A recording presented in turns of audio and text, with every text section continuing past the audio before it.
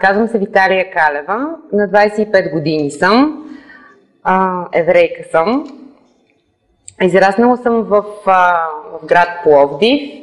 Моят дядо по бащина линия е евреин. Казва се Виталий Калев, съответно съм наречена на него Виталия Калева. В момента, в който влиза Закон за защита на нацията, той е изпратен в трудов лагер. Той е бил в 3 трудови лагера.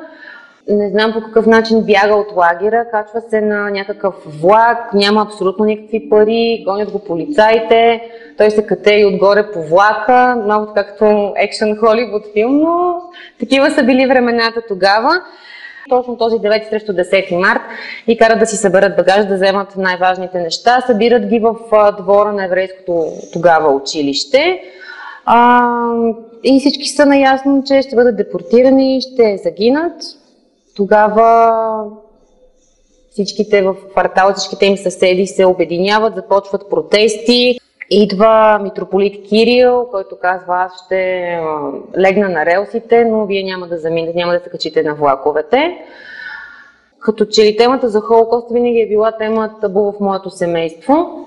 Моят прадядо, бащата на моя дядо, той се казва Соломон Калев, участвал е в Първата световна война и това, което си говорихме с моите родители вчера, че повечето от евреите, които са били в Пловдив и тук и въобще и в България,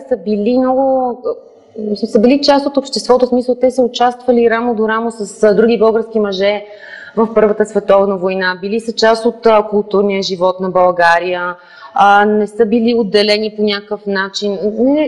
Живяли са в еврейски квартали, но така е било по-лесно.